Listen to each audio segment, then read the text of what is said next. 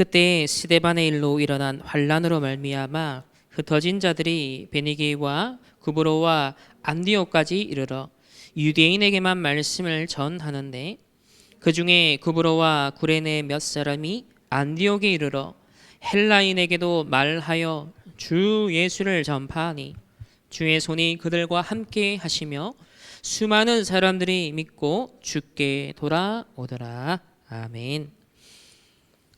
핍박과 환란을 인하여서 흩어졌습니다. 정신이 없겠죠. 우왕좌왕할 수밖에 없는 상황입니다.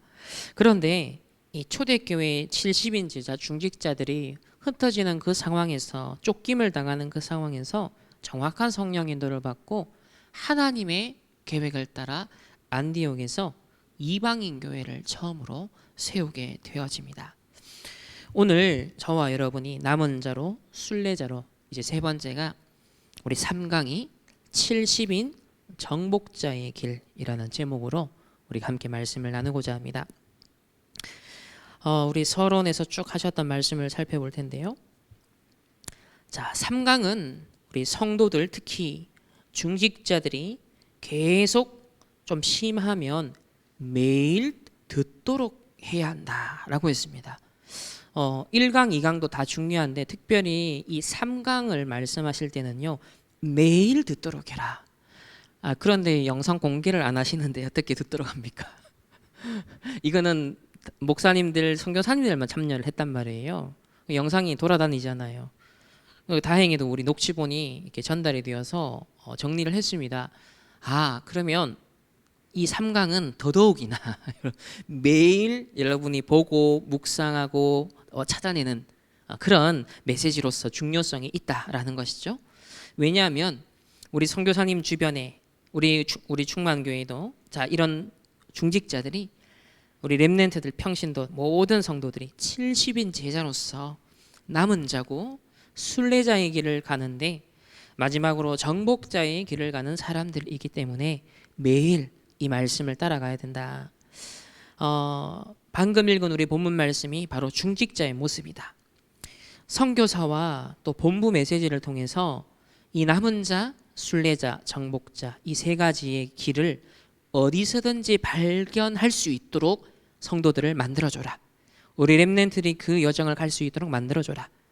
이게 바로 하나님의 큰 역사적인 계획이다라고 하셨어요. 표현 하나를 물고 보셔야 돼요. 하나님의 큰 역사적 계획이 뭐라고요? 저와 여러분 한 사람 한 사람이 남은 자, 순례자, 정복자의 길을 갈 수 있도록 만들라라고 하셨습니다. 그 말은 하나님이 그런 남은 자, 순례자, 정복자로 세워진 70인 요원을 통해서 곳곳에서 행하실 일이 예비되어 있다라는 것이죠. 그래서 항상 캠프는 요원 준비가 전제됩니다. 지금 이게 뭐예요? 우리를 요원화하는 시간표입니다. 이 주일날, 수요일날, 금요일을 통해서 1, 2, 3강 말씀을 우리가 하나 정리하고 있거든요.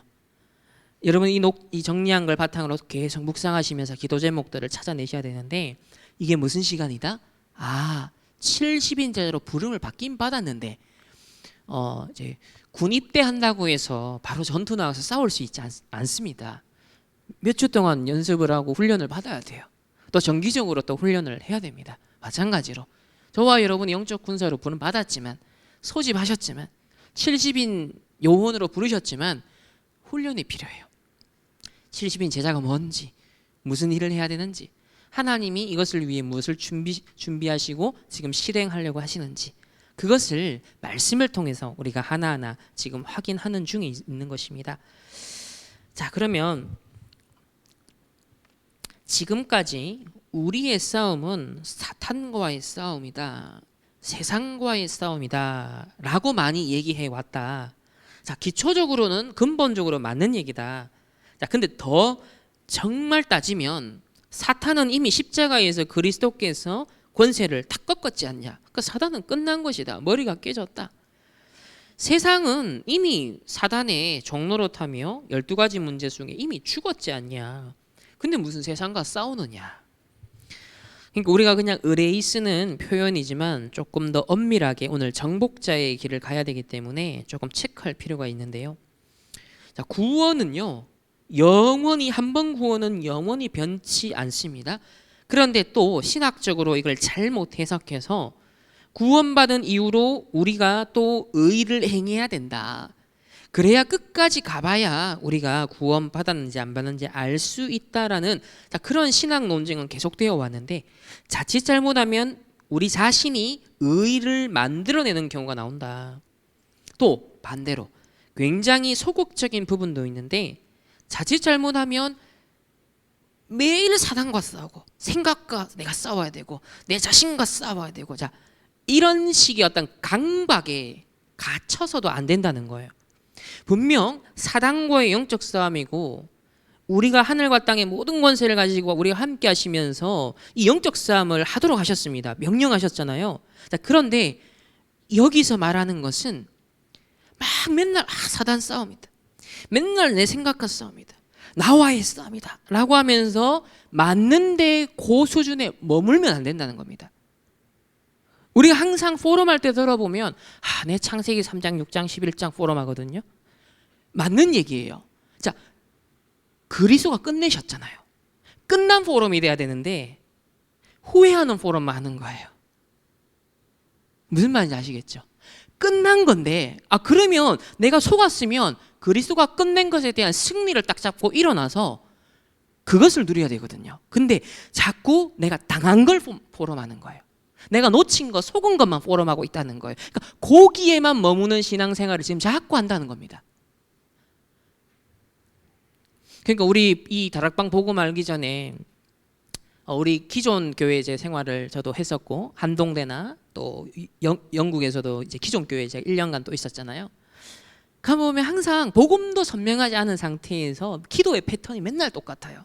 맨날 뭐냐면 내가 지난주에 이렇게 살았어야 되는데 이렇게 못 살았다면서 다시 말하면 탄식하고 후회하는 것으로 자꾸 끝나는 거예요. 그게 다음 주가 더 똑같습니다. 틀린 얘기는 아니에요. 우리가 하나님의 은혜와 긍휼을 구하는 그 은혜 보좌 앞에 자리로 가는 건 맞잖아요. 그래서 내가 죄인입니다, 하나님, 그건 맞는 거예요. 그 자세는 맞는 건데 뭘 언급을 안 하냐면 그리스도가 끝냈다라는 것, 그 누림 속으로 안 들어가는 거예요. 그리스도가 승리하신 그 부분 속으로 안 들어가는 거예요. 그러니까 맨날 똑같은 패턴에서 못 벗어나는 겁니다. 이 3강의 핵심은 이겁니다. 그 신앙생활의 고리를 끊고 나오라는 겁니다. 그리스도가 끝냈다는 게 실제 뭐냐? 정복자다라는 거예요. 정복자. 왜냐하면 우리는 일상에서 늘 반복되는 어떤 삶의 문제가 오니까 이건 사단과의 싸움이야, 내가 인내하면서 영적 싸움 해야지, 맞는 얘기인데 그 틀 안에서만 자꾸 우리가 있더라는 겁니다. 그래서 70인 정복자의 길을 가야 된다. 이 정복자의 길을 안 가고 자꾸 매일 사단과 싸운다, 나와 싸운다, 맨날 그것만 하고 있으면 어떻게 되겠냐. 그래서 선교사 주위에 진짜 성경적 전도를 아는 70인을 하나님이 붙이시는데, 한 가지만 평생 해라, 이 한 가지만. 그래서 전도를 알아야 선교도 알고, 전도를 알아야 복음도 아는 것이다. 모든 것을 다 아는 것이다. 그래서 방점은 어디에 찍혔냐면 70인 정복자의 길은 전도자의 삶이라는 거예요. 자, 서론에서 표현하시기를 전도를 아는 70인, 몇 가지를 꼭 주의하셔라. 첫 번째, 하나님이 완성해 놓은 것을 찾으러 가는 것이다. 이게 굉장히 중요합니다. 전도를 안다면 정복자를 아는다는 것은 다른 차원이다라는 것을 기억하셔라. 첫 번째, 영적 탈환. 하나님이 그리스도께서 십자가에서 이미 다 이루신, 완성해 놓으신 것을, 그 승리를 완전히 영적으로 탈환하러 가는 것이지, 그리스도가 안 이루신 거, 못 이루신 거, 덜 이루신 걸 내가 이루기 위해 사단과 싸움하는 게 아니라는 거예요.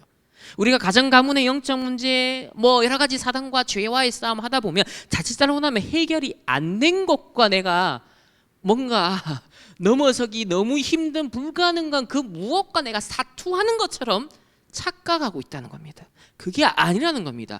그리스도께서 이미 끝낸 그 완성되고 승리하신 것을 과감하게 선포하는 신앙 고백돼야 됩니다. 그게 정복자라는 거예요. 그래서 영적 탈환이라는 것, 그리스도 이미 승리하신 것에 대한 영적 차원을 기억하셔야 되고, 두 번째, 그리스도의 승리의 깃발을 꽂으러 가는 겁니다. 그리스도가 이루신 승리를 표시하는 거죠. 여러분, 전쟁 이기면 항상 그 영역 표시하잖아요. 나라 국기를 딱 달잖아요. 우리가 여기에 점령했다, 그겁니다. 그리스도가 이미 끝낸 것에 대해서 내게 오는 문제나 겪는 여러 가지 삶의 어려움을 통해서 이게 아니라 요 문제가 그리스도가 해결하신 그 문제구나. 그러면 이 문제 속에 나는 그리스도의 승리를 어떻게 선포하고 어떻게 그리스도의 영역이라고 주권을 선포할까? 요 고민을 하고 요 기도를 찾아내셔야 돼요. 우리 자녀에게, 우리 가정에, 우리 교회에 이런 문제가 생겼어요. 이런 병에 걸렸어요. 이런 사건이 생겼어요. 라는 것이 뭘 지시하는 거냐면 그리스도가 이루신 문제에 포함되는 한 가지를 우리에게 보여주시는 거거든요. 그러면 전제가 항상 사고방식이 어떻게 가야 되죠? 이미 이 문제는 끝났다. 그러면 이 문제를 통해서 내가 하나님의 영광을 어떻게 드러내길 원하실까? 이 끝난 문제 속에 그리스도의 승리, 하나님의 주권을 어떻게 선포할까? 이게 바로 전도자의 사고방식이라는 겁니다. 정복자의 사고방식이라는 거예요. 이게 우리가 한번 들어놓으면 이건 알아요. 근데 실제로 삶을 살아가다 보면 요걸 자꾸 망각합니다. 그러니까 자꾸 내 창세기 3장, 6장, 11장 이것만 자꾸 언약을 잡아야 되는데, 이루시고 승리하신 걸 잡고 그 속에 누림속으로 들어가야 되는데 창세기 3장, 6장, 11장을 발견한 것만 붙잡고 있는 거예요. 3강의 핵심은 그겁니다. 그걸 확 넘어서 들어가는 거예요. 어떤 면에서 우리 다락방 식구들이 지금 요 단계에 있거든요. 맨날 보면 포럼하고 신앙생활하는 패턴이 요 한계를 못 넘어서고 있다는 겁니다. 그래서 이런저런 어려움과 싸워야 되는 것으로만 해석하면 굉장히 어려움이 많다. 거기에 중직자와 렘넌트를 승리의 깃발을 지키는 영적 사령관으로 파송하는 것이다. 지금 확 뛰어넘는 개념이죠. 영적 사령관으로 여러분을 파송하는 겁니다. 승리의 깃발 들고 가는. 이 서론만 기억하셔도 괜찮아요. 이게 가장 핵심이거든요. 이거를 말하기 위한 뒤에 전부 다 설명입니다. 그 첫 번째로 이제 플랫폼에 대해서 설명을 하셨어요. 자, 이걸 모르니까 매일 교회 안에서 이런저런 사람 말, 일, 자꾸 행정, 잘못된 거, 사람 말만 하더라는 겁니다. 실제로 교회 밖에 99%의 빼앗겨버린 3단체, 4단에게 세상에 빼앗겨버린 현장은요, 전혀 내다보고 있지 못하다는 거죠.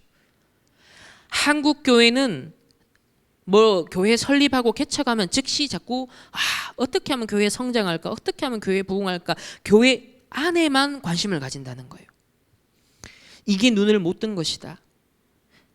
또 중직자를 세우고 또 임직을 받게 되어지면 자꾸 안 하던 간섭을 이제 성도들에게 막 한다는 겁니다. 이게 기존에 우리 한국 교회에서 많이 행해졌던 행태라는 거예요. 우리가 그 감투라는 거 있잖아요. 사실 동네 이장 그가 아무것도 아닌데 그 이장 하나 감투 쓰면 뭔가 막 사람이라는 건 내세우고 싶고 인정받으려고 하고, 이게 심리란 말이에요. 권력 의지라고 표현을 하는데 교회 안에도 여전히 똑같다는 겁니다. 그 직분이라는 거, 하나님 주신 미션이라는 건 가장 언약 잡고 증인으로 가야 되는데 자칫 잘못하면은 이 축복을 다 놓친다는 겁니다. 그러다 보니까 아내 것을 자꾸 간섭하고 싸우는 얘기를 한다는 것이죠. 그래 놓고는 막 사단과의 싸움이다 메시지를 한다는 겁니다. 맞는 말인데 그걸 활용하는 것일 뿐이고 악용할 뿐이라는 것이죠. 세상과 육신과 싸워야 하고, 또 신학적으로도요, 이 땅에서의 교회는 전투하는 교회다, 맞는 표현이 다 있어요. 그런데 거기에 머무른다는 거 자꾸. 그래서 다 놓치고 있다, 현장을. 초대교회는 중직자를 세우자마자 바깥 99% 놓쳐버린 바깥 현장을 내다봤다는 겁니다. 초대교회는 중직자를 세우면 금방 3,000제자 5,000제자 일어나 전역으로 퍼져 들어갔다는 거예요. 이게 하나님이 원하시는 영적인 축복이다. 그래서 이게 되도록 교회 안에 우리가 신경 쓸 게 굳이 있다면 요게 되도록, 즉 바깥을 향한 선교를 할 수 있는 99%의 현장을 살릴 수 있는 교회로서 교회 안에 플랫폼을 만드는 것이 중직자가 할 일이다. 70인 제자가 할 일이고, 그걸 위한 말, 그건 넘쳐나도 괜찮다. 그걸 위한 소통, 그걸 위한 모임, 그걸 위한 회의, 그걸 위한 만남은 교회 안에 넘쳐나도 괜찮다는 거예요. 근데 그걸 하지 않으니까, 바깥의 시선이 없으니까, 현장의 시선이 없으니까 맨날 보는 사람들끼리 1년, 2년, 10년, 20년 지나보세요. 한계가 그래서 오는 거예요. 부부도 1년, 2년, 5, 7년, 10년 지나보세요. 똑같은 겁니다. 그래서 교회는 졸업이 없잖아요. 4년제 대학은 4년 후에 새로운 애들 들어와서 4년 보면 들키기 전에 끝나는데, 우리 교회와 가정이라는 건 평생 죽을 때까지 가잖아요. 그러니까 하나님의 절대 계획을 계속 발견 안 하면 고인물이 된다는 겁니다. 그러면서 선교사님들을 제발 다른 고생하지 마시고 이게 되어질 수 있는 플랫폼을 만드시라. 여러분들 연구 많이 해봐라. 하시면서 이제 한무용 교수님 예를 드시는 거예요. 예를 들자면 그렇다는 거예요. 자, 지금 전 세계 99%의 현장을, 특히 강대국 말고 저 약소국들 있잖아요. 그 나라를 보면 물 없는 나라가 너무 많다는 거예요. 물 하나가 없어서 썩은 물, 진짜 막 오염된 물 마시고 애들 병든데 없어서 그 꾸정물을 먹고 있더라는 겁니다. 근데 그 빗물을 받아서 먹도록 해주는 그 방법을 이분이 연구를 해서 세팅을 하는데 사람들 관심이 없어요. 왜? 돈이 안 되기 때문에. 복음도 똑같다는 거예요. 근데 그게 시대 살리는 길이 됩니다. 그 전도자는 지금 이 시대의 문제가 보세요. 자연재해, 산불, 지금 계속 전 세계적으로 막 기후 변화가 심하니까 예측 불허의 어떤 막 산불들이 너무 많이 생기잖아. 지금 우리나라 좀 강원도에 엄청나게 많이 타버렸잖아요. 앞으로 그런 일이 비일비재할 거라는 거예요. 여러분 뭐 2년 몇 년 전이죠. 호주 면적이 막 어마어마하게 물탔잖아요. 그때 미국은 뭐 수시로 물탑니다. 그러니까 강대국이든 아니든 간에 지금 기후 변화와 함께 이 화재라는 것이 시대적 문제 중에 하나인데, 여기 보면 빗물을 식수원으로서뿐만 아니라 화재를 예방하고 해결하는 데 있어서도 이 빗물 시스템 굉장히 중요하다는 것을 언급하시는 거예요. 그러니까 이게 뭘 말하는 거예요? 현장 99%의 불신자 현장을 파고 들어가는 시대적 전도 선교의 플랫폼으로서 이 한무용 교수님을 얘기를 하는 겁니다. 예를 들면 이런 식이라는 거예요. 이런 식으로 교회가 관심을 갖고 거기에 어쩌면 힘을 모으고 거기에 시스템을 만들어서 전 세계 캠프로 막 파고 들어가야 되는 우리 난민 선교, 제가 늘 얘기하는 난민 선교도 마찬가지인 거예요. 그 가족 삼기 운동을 실제로 할 수 있는, 자, 이런 시스템을 우리가 진짜 연구하고 마련하고 거기 힘을 모으고, 이런 게 진짜 교회가 해야 될 일인데 관심이 없는 거예요. 그러니까 맨날 한 게 사단과의 싸움이다, 영적 문제의 싸움이다, 영적 문제, 맞는 얘기인데 그 틀을 못 벗어나는 겁니다. 절대 못 벗어나는 거예요. 요셉이 형들한테 가정에서 엄마가 없어서 당한 어려움 갖고서 계속 그 포럼만 하면 절대로 못 벗어나겠죠. 근데 요셉은 처음부터 하나님 뭘 보여주셨어요? 애굽을 보여주신 거예요. 애굽이라는 것이 봤기 때문에 99%의 바깥 현장을 봤기 때문에 지금 내가 당한 문제는 당연히 뛰어넘을 문제로 보였던 겁니다.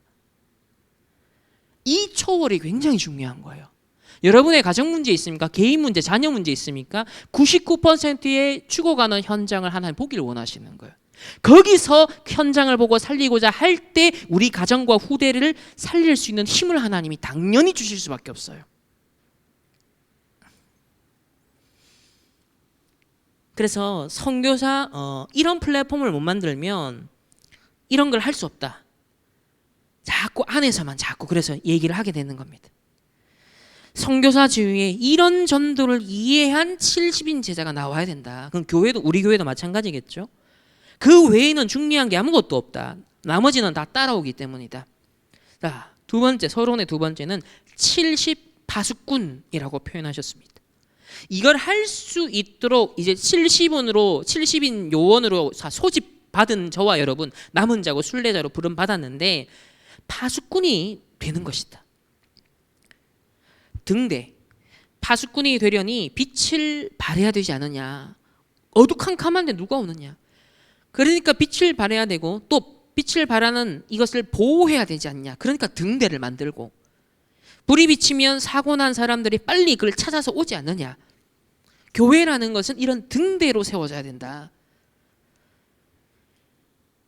그리고 이것은 재앙 막는 길이다. 이 길을 놓는다는 것은 엄청난 것이다 라고 표현했습니다.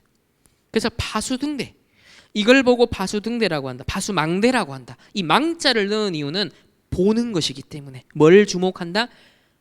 와, 지금 어느 시점에 어느 흐름 속에 야 우리 후대가 지금 전 세계가 재앙을 받을까 싶어 그 현장을 주목하고 있는 거예요.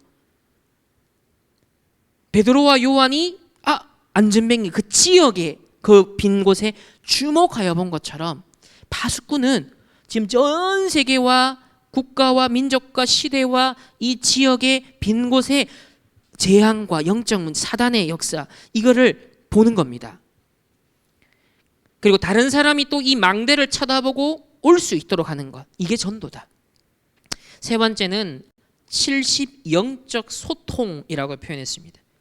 70인은 본부 메시지와 선교사님, 즉 우리 강단 메시지를 들으면서 영적 소통하는 사람이다. 그러니까 내가 먼저 이것을 이해하고 제가 이 시간에 대신 먼저 심부름을 여러분에게 해드리는 것처럼 여러분들이 현장의 렘넌트나 성도들이나 이걸 아직 깨닫지 못하고 있는, 인지하지 못하는 성도들에게 무슨 팀 사역을 해야 된다? 요 메시지가 들어가도록 영적 소통을 해주셔야 되는 거예요.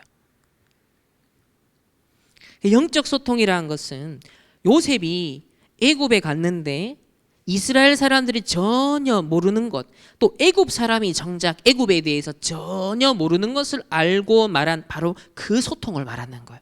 그러니까 4차 산업 시대에 4차 산업의 기술자들, 과학자들이 전혀 모르는 걸 전도자는 보는 거예요. 예를 들면 그렇다는 거예요. 현실과 사실과 진실만 보는데 전혀 못 보는 영적 사실과 하나님의 계획이 있거든요. 그 소통을 하는 사람을 말해요. 다니엘과 세 친구들이 본 것은 당대에 포로로 끌려간 이스라엘 사람들은 전혀 못 본 거예요. 바벨론도 전혀 못 깨닫고 있는 것을 오히려 이들은 바벨론의 사람들도 못 깨닫는 것을 알고 알려줬던 것입니다. 이게 저와 여러분이 이 시대에 해야 될 역할이라는 거예요. 영적 의사로서, 파수꾼으로서 미리 하나님이 노아 시대에도 네피림 앞으로 홍수 온다, 방주, 하나님이 그 자체가 메시지였습니다. 이런 영적 소통을 하니 이길 수밖에 없는 거다. 그러니까 답이 필요한 상황이 앞으로 만들어지면 답을 미리 가지고 미리 그 답을 흘리고 있는 사람에게로 오게 되겠죠. 그래서 이걸 안테나다 말했습니다. 여기서 메시지와 모든 프로그램이 나와야 되는 것이다. 류 목사님 같은 경우는 불자나 스님을 만났을 때도 당신이 모르고 있는 걸 내가 알려주겠다. 그럼 깜짝 놀란다. 요셉이 애굽 왕 바로가 모르는 것을 알려줬던 것이다. 이런 걸 합쳐서 전도라고 하고 이걸 보고 안테나라고 한다. 그러니까 정확하게 저 전문가도 못 보는 것을 영적인 하나님의 언약 말씀 따라가면서 보여지는 게 있는데 그걸 확신을 가지고서 딱 대비하는 거예요. 그게 안테나로 세워진다는 겁니다. 영적 소통. 그러니까 이것을 성도들이 서로가 알도록 70인 장로, 70인 제자의 역할을 보다 다른 일반 평신도들이, 렘넌트들이 이걸 알도록 다시 되새김질 해주는 역할을 하는 거예요. 이런 포럼이 나야 된다는 것입니다. 그래서 전도는 모든 것이다.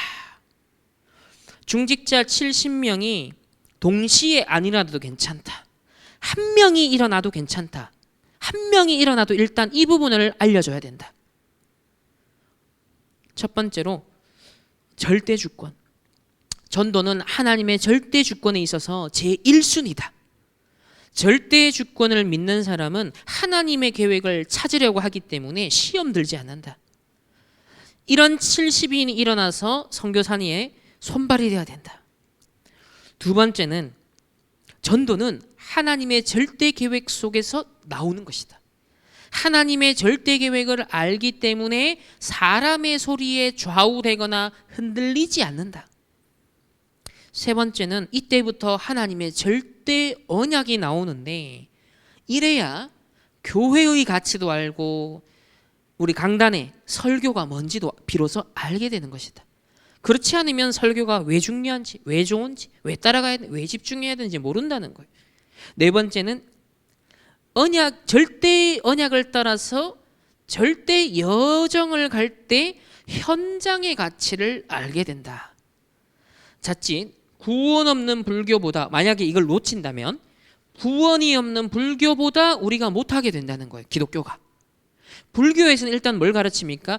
명상을 가르치는데, 이게 기존에 우리 복음 누리는 기도를 빼놓으면 오히려 훨씬 수준이 명상이 높다는 거예요. 뭐라고 합니까? 명상은 멀리 보라라고 말합니다. 멀리 사람이 내다보게 되면 저절로 호흡이 길어지고 묵상하는 상태가 된다는 거예요. 근데 눈앞의 현실, 닥친 문제, 내 가까이에 직면한 그 상황만 보면 호흡 자체도 짧아집니다. 판단이 흐려지게 되죠. 근데 명상은 뭐예요? 호흡을 길게 하세요. 그 있는 상황을, 그 잡념에, 거기에, 그 고통에 잡히지 마세요 하면서 호흡을 길게 하게 하는 거예요. 그러니까 일단 여유 있게 만들어버리는 거죠. 근데 우리가 묵상, 깊은 어떤 호흡, 이게 묵상하는 사람들보다도 이게 놓쳐버리니까 이 사람들보다도 수준이 낮게 되어집니다. 그래서 멀리 산을 보고 바다를 보게 하고 그 높은 하늘을 쳐다보라고 오히려 명상하는 사람들이 가르칩니다. 그러면서 이 나무 하나에도 의미가 있다. 이 물 하나에도 참 감사한 의미, 뜻이 있다. 자칫 복음이 없으면 불교의 반도 못 따라간다는 거예요. 다시 말하면 성도들이 진정한 구원의 감사, 근원적 감사 놓치면 자꾸 교회 안에서 아웅다웅하고 싸우고 막 인간적인 말만 하고 있으면 이들보다도 훨씬 상태가 수준이 떨어집니다. 작년에 코로나로 막았음에도 불구하고 약 500만 명이 템플스테이를 다녀갔다는 거예요. 외국인들이 돌아가면서 하는 얘기가 내 인생이 변한 것 같아. 이걸 이렇게 놓지 말고, 예를 들면 물건도, 이 사람들은, 명상을 하는 사람들은 물건 하나를 집에 딱 놓더라도 의미를 두고 놓는다는 거예요. 아무렇게나 놓지 않는다는 거예요. 그러니까 삶의 하나하나를 의미 있게 사는데 우리는 막 정신없이 치이고 정신없이 막 이렇게 사니까 기도의 비밀도 없다. 말씀 흐름도 놓친다. 이러면 어떻게 되겠어요? 정복자는커녕 이들에게 정복을 당할 수밖에 없는 거예요. 근데 이 일이 지금 벌어지고 있는 거죠. 3단체가 명상을 통해서 훨씬 여유 있게 선점하는 사이에 우리는 막 삶에 치여가지고 그러면서 맨날 어려움 생기면 사단, 영적 문제, 가정 가문의 대물림, 그것만 붙잡고 있는 거예요. 그리스도가 다 끝낸 언약을 잡아야 되는데 시달림에 묶여버리는 거예요. 왜? 기도에 이 여유가 없어버리니까. 확인이 안 되는 거예요. 확신이 안 생겨요. 능력이 안 생기는 거예요.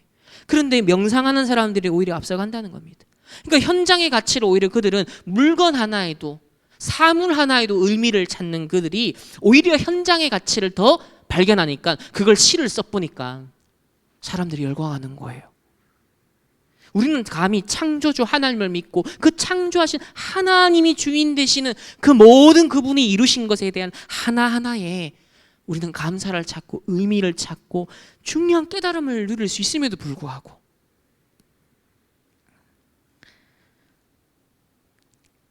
그리고 심지어 먹는 것도 막 먹지 말고 그들이 보세요. 그 템플스테이 가보면 바루 공양 아시죠? 천천히 먹고 하나하나야 이거 이 밥이 쌀알이 나한테 오기까지 그 과정을 설명을 합니다. 농부의 눈물과 수고와 땀과부터 시작해서 자연이 내리는 은총으로부터 시작해서 하나하나 이게 내게 전달되어 오기까지 감사할 게 얼마나 많은데 이걸 묵상시켜 버리는 거예요. 그러니까 벌써 마음가짐이 달라지죠. 우리의 내면의 생화학적인 반응부터가 달라지는 거예요. 건강이 따라올 수밖에 없는 거죠. 문제는 이제 지속인데 어쨌든 그 순간을 만들어주는 겁니다. 우리가 예배 때마다 이런 어떤 모임 때마다 하나님의 근원적인 걸 못 찾아버리면, 놓쳐버리면 자칫 이들보다 현장의 가치를 다 놓치는 겁니다. 그래야 되니까 다섯 번째요. 자, 절대 목표를 아는 자는 창세기 3장에 갇힌 내가 아니라 나의 진정한 가치를 발견하게 되어집니다. 나에 대해 참 하나님의 은혜가 발견된다는 거. 이 말은 내가 연약하고 12가지 문제가 물론 그게 발견되는데 하나님의 은혜가 발견된다는 거예요. 자칫 잘못하면 내가 뭐 이러면서 시작도 달라지고 과정도 달라지고 결과는 혼란에 올 수 있다는 겁니다. 하나님의 은혜, 이럴 때는 자칫 내가 좀 힘이 없어 보이시기도 하죠. 하지만 하나님의 은혜를 붙잡고 하나님의 은혜에 집중하면, 그리스도가 다 이루셨다는 그 승리 속에 딱 들어가면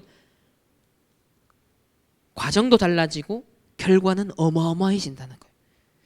그래서 전도자가 판단할 때 이 사람이 오래 쓰임받은 인물일지 오래 쓰임받지 않을 인물일지 딱 보는 기준 중에 하나가 이거라는 거예요. 그러면서 설치면 어느 날 하나님이 다 막을 인물이다. 바울의 고백을 봐라. 그러니까 전도자는 항상 이 갱신 속으로 들어가시는 거예요. 정말 모든 것이 하나님의 은혜다. 철저하게 코람돼요. 이 사람이 큰 하나님의 역사를 일으키게 되어지고 이것이 바로 전도다라고 말씀하십니다. 그러니까 하나님이 마음껏 축복과 응답을 담아 주셔서 바깥 현장을 살릴 사람으로서 진짜 세팅된 사람, 세팅된 중직자, 세팅된 교회. 우린 그 언약을 잡아야 됩니다. 정복자. 그래서 본론에서요, 70인 정복자의 길을 가야 된다. 3가지를 알려주라 했습니다. 그래서 오늘 이 시간 그 부분을 전달해 드리겠습니다. 첫 번째, 일평생 나를 보좌화하는 것이 바로 정복자의 길입니다. 하나님이 나를 정복하는 것입니다. 나를 보좌화한다는 건 다시 말하면 하나님이 나를 정복하는 것입니다. 그러니까 이 시간이 있어야 돼요. 하나님이 나를 정복하는 시간.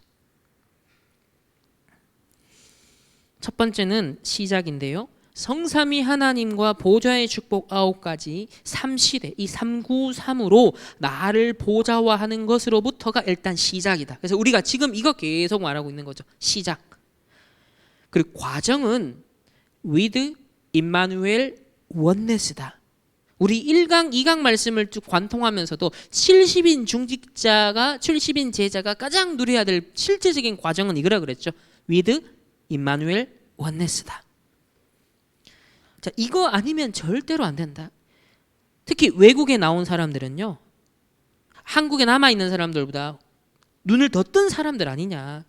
다시 말하면 막 몸부림친 사람들이라는 거죠. 또 어떻게 보면 또 똑똑한 사람들이다.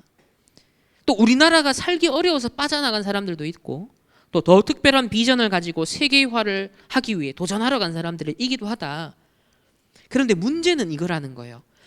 이들 입장이라는 것이 이때까지 살아왔던 삶이라는 것, 이 이민자의 삶, 그럼 우리를 포함해서입니다. with 임마누엘 원네스를 들어본 적도 없고 또 실제 하기도 누리기도 힘든 상황이다. 또 미국과 유럽 교회는 어떤가? 이 with 임마누엘 원네스라는 것은 실제 안 가르치고 오히려 반대 것을 가르치고 있지 않냐? 복음과 전혀 상관없이 하면 된다, 행복하면 됩니다, 이렇게 하십시오, 뭐 행복 시리즈 설교하고 있고, 교회 크고 많이 모이지만 막 쓰러뜨리고 넘어뜨리고 막 벌 받아라 이러고 있다는 거예요. 막 눈 찌르고 있다는 거예요. 교회를 통해서 성도들에게 흘러가야 될 메시지, 반복적으로 강조해야 될 메시지는 실제 위드가 되도록, 임마누엘을 누리도록, 실제 원네스의 축복 속에 증인되도록, 이게 과정이다. 정복자의 길에 나를 보좌하는 데 있어서.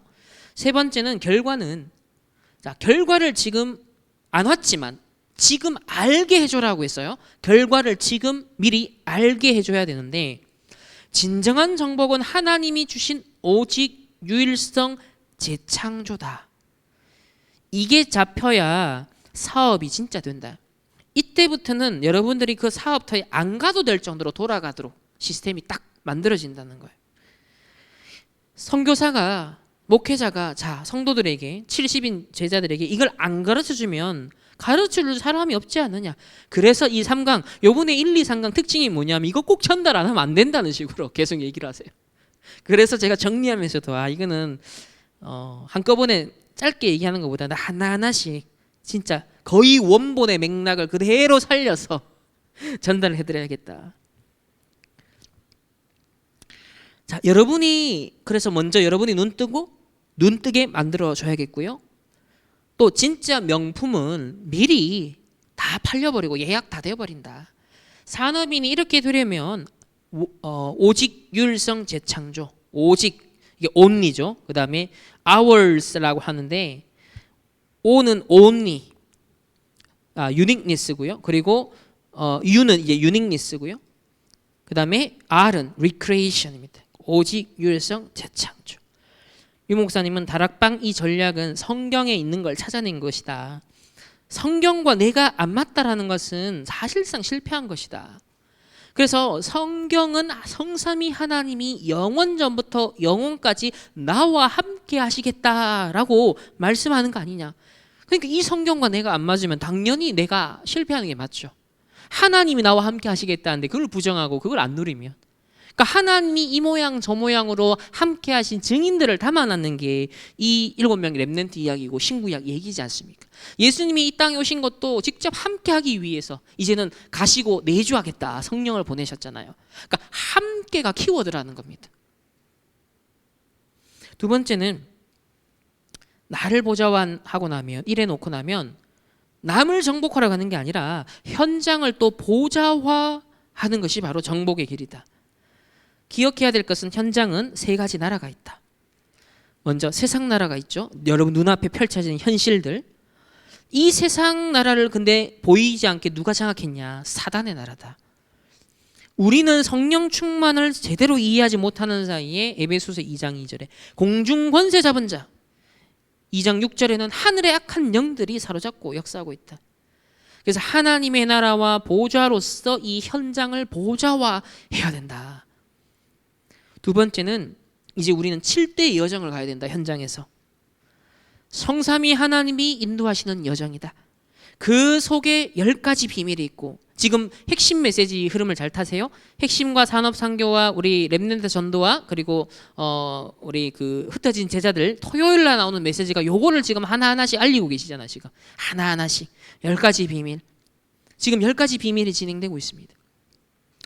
10가지 발판, 5가지 확신, 그 다음 9가지 흐름, 62가지 평생의 전도자의 삶, 그리고 세계보고만은 교회. 그러면서 교회가 바로 결국은 제일 중요하다. 마지막이다. 또 옳은 산업인이라면 죽을 때 교회에다가 다 내놓고 가는 것이 맞다. 기업하는 분들은 죽을 때 교회가 미래를 또 차세들이 살릴 수 있도록 헌신하겠다는 목표를 세우고 해야 된다. 이게 다락방 때까지 나온 모든 메시지와 전략을 요약하신 버전이에요. 이게 신명기의 의미를 가진 메시지입니다. 쭉 설명을 가나안 정복을 앞두고서 40년 왔거든요. 근데 앞에 나왔던 모든 메시지와 전략을 다시 신명기에서 되새김질하는 마지막 각인의 시간으로서 지금 그 시간표가 진행되고 있는 것입니다.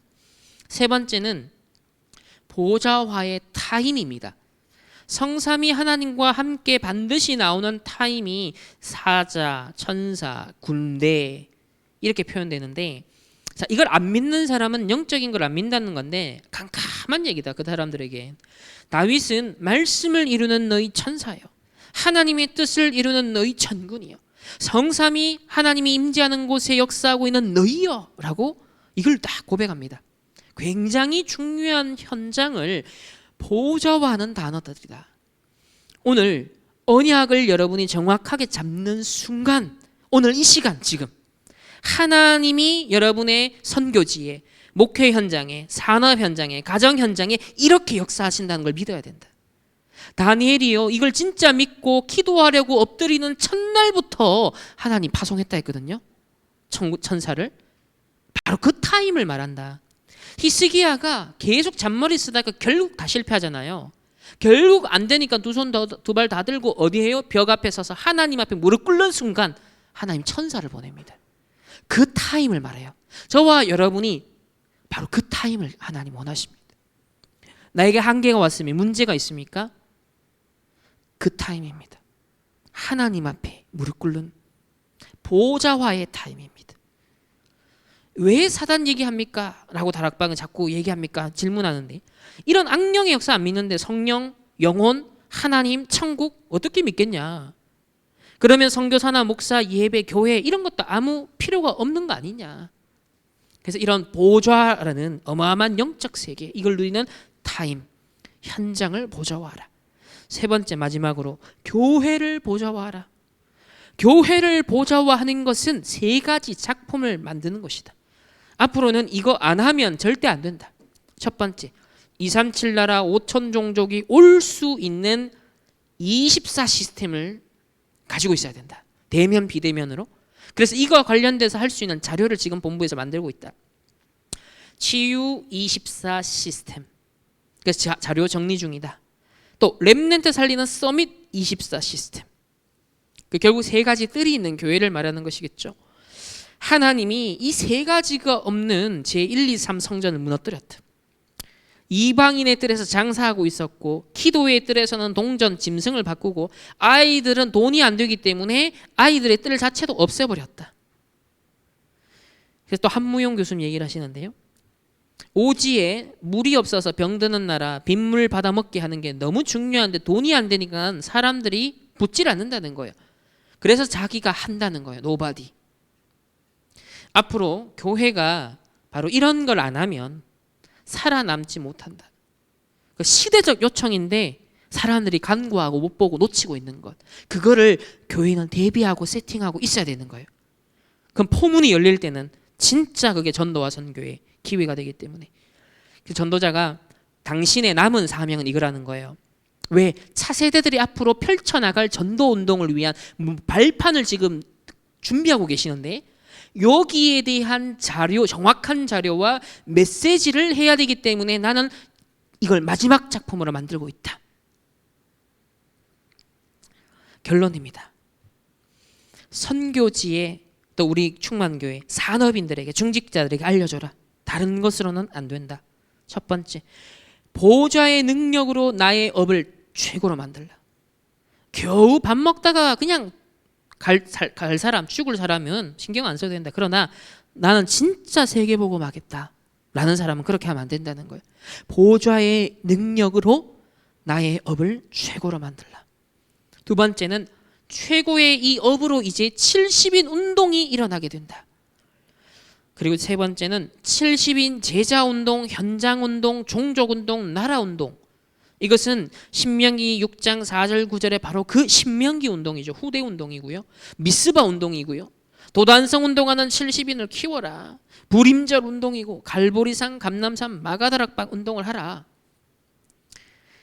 그래서 실천적인 부분에서는 마지막에 여러분 한 사람 한 사람이 어느 정도로 70나라를 살릴 수 있을 정도의 CVDIP를 하나님이 벌써 준비해놨다.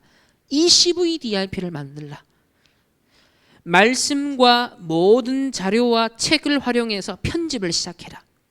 지금 우리가 메시지 정리하고 나눈 요 시간이 바로 이런 시간이죠. 편집을 하는 겁니다. 일단은 왜 이렇게 해야 되느냐? 각인이 돼야 되니까. 각인이 돼야 되니까.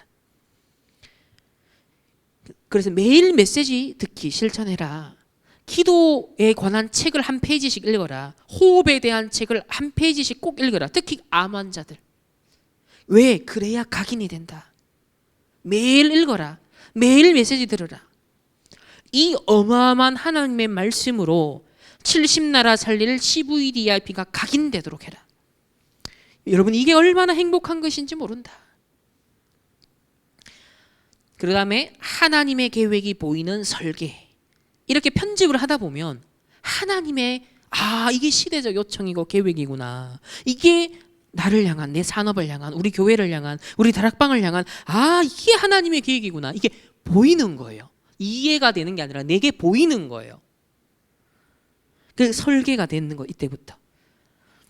이때보다 참된 자유도 생기고 행복도 생기고 능력도 나온다는 겁니다. 이거는 이제 불교 아까 그 수준 나는 명상하는 사람들 하는 그건 비교고도 안 되는 압도적인 능력이 발휘된다는 거죠. 그리고 하나님의 계획을 찾게 되어질 때 비로소 뿌리가 내려진다. 그런 거예요. 여러분이 우리 가정에 이게 하나님이 원하시는 지금 계획이야. 그때 언약이 확고하게 뿌리를 내린다는 겁니다. 근데 하나님의 계획을 자꾸 놓치면, 정확하지 않으면 뿌리를 못 내려요. 자, 정확한 현장을 이제 보고 디자인하는 겁니다.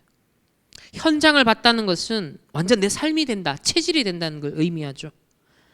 이렇게 각인 뿌리 체질이 되어지면 굉장히 행복하고 심플해지고 단순해지고 이제 힘이 생긴다. 진짜 집중할 게 심플해지는 거죠.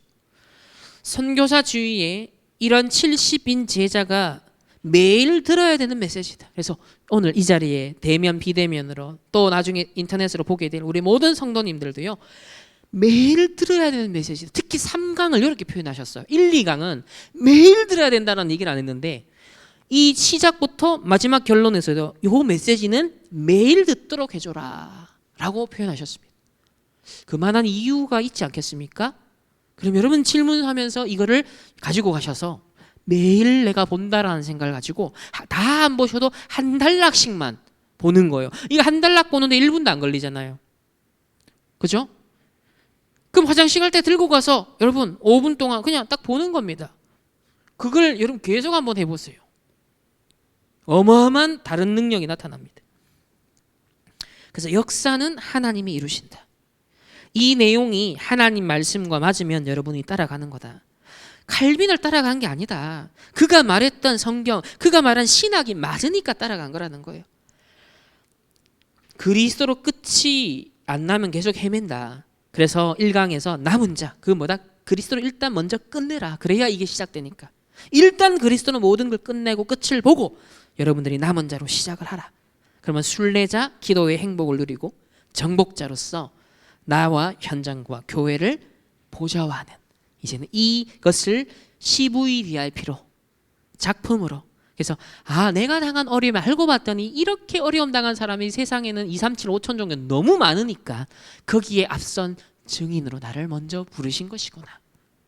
그러면 이것을 문제로만 끝나는 것이 아니라 발판으로, 메시지로, 증거로 삼아야겠구나. 이걸 어떻게 작품 삼을 수 있을까? 그 1, 2, 3강 말씀 그대로 하나하나씩 서두르지 마시고, 조급할 필요도 없는 이유는 우리는 이 메시지가 또 강단과 토요일날과 원단과 각종 훈련을 통해서요 계속 반복시켜 나가시면서 되새김질 해 나가시거든요. 그렇기 때문에 이런 중요한 건 한번 깊이 정리하고 깊이 묵상하고 흐름을 쫙 따라가 보세요. 그러면 이게 따로 노는 게 아니라 기가 막히게 피가 되고 살이 되고 에너지가 되고 근육이 돼요. 그럼 어느 순간 탁 이제는 진짜 일어서게 됩니다. 그래서 오늘 이 시간을 통해 우리가 지난 3번에 걸쳐 1, 2, 3강 말씀을 정리했습니다. 여러분 개인의 현장에서 한 번씩만 부분적으로 보셔도 괜찮아요. 한 단락씩 짧게 그래도 성령이 역사합니다. 그리고 하나님 말씀이 살아 역사하기 시작해요. 이런 체험이 우리 충만교회 모든 성도님들에게 꼭 있으시기를 예수님의 이름으로 축복합니다. 기도하겠습니다. 이 시간에 우리 한번 주신 말씀을 한번 묵상하는 기도하겠습니다. 하나님 70인 제자로 나를 부르셨사오니 정말 먼저 남은 자로, 순례자로, 정복자의 이 길을 가게 하여 주옵소서.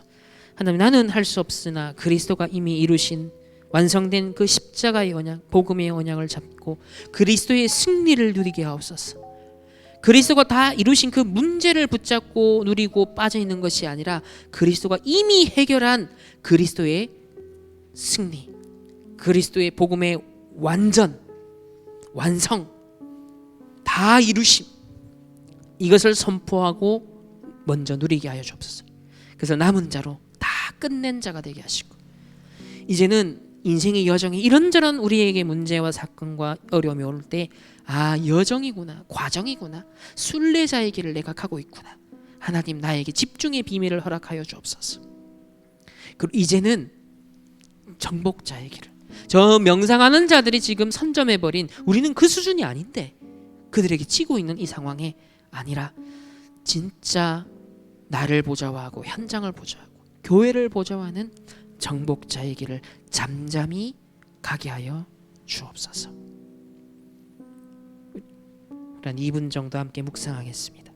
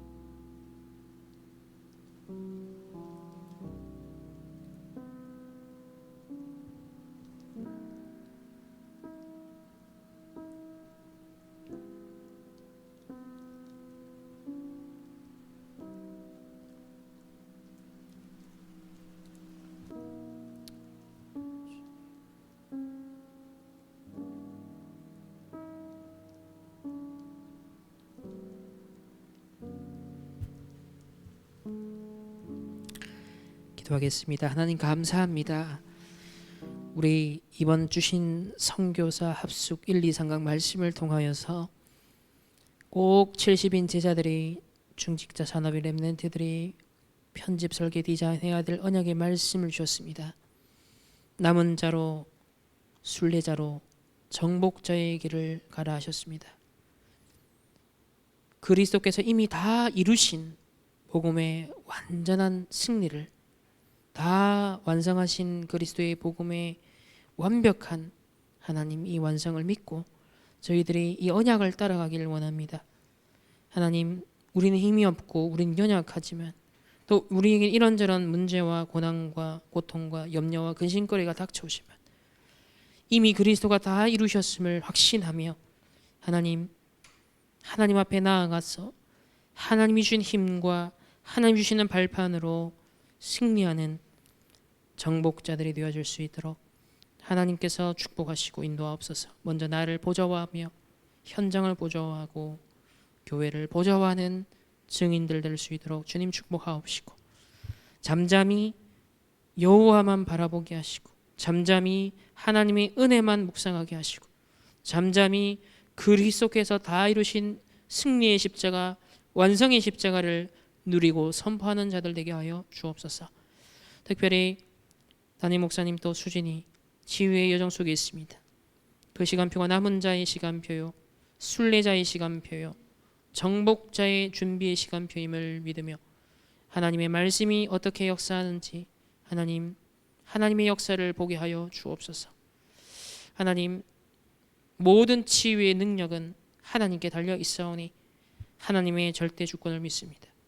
하나님의 절대 주권 속에 하나님의 계획을 따라 하나님의 절대 언약의 여정 속에 있는 하나님의 백성들 되게 하여 주옵시고, 모든 우리 충만교회의 백성들, 흩어져 있는 모든 현장에서 먼저 나를 잠잠히 보좌하는 응답 속으로 깊이 들어가는 은혜 누리게 하여 주옵소서.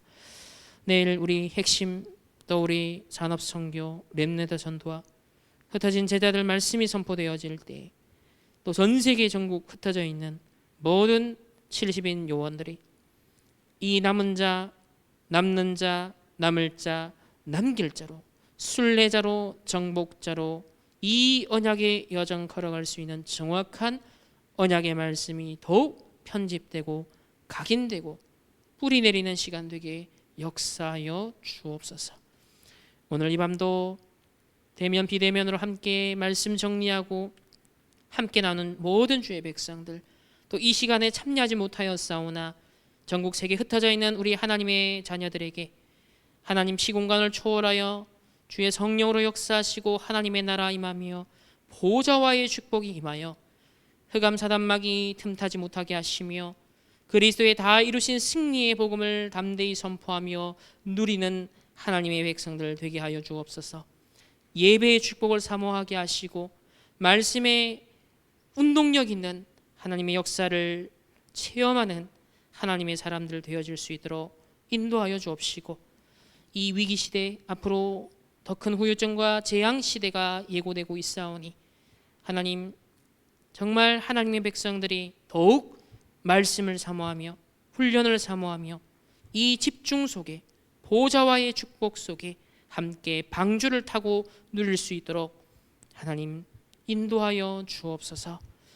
오늘 이 밤도 가장 평안하고 행복한 임마누엘의 밤이 되기를 소원하오며, 지금은 우리 주 예수 그리스도의 은혜와 하나님의 무한한 사랑하심과 성령 하나님의 내주 인도 역사하심이 나를 보좌화하며 현장과 교회를 보좌화하기를 원하는 70인 모든 정복자들에게 그 개인과 만남과 가정과 업과 흩어지는 모든 현장 위에 이제로부터 영원토록 항상 함께 있을지어다. 아멘.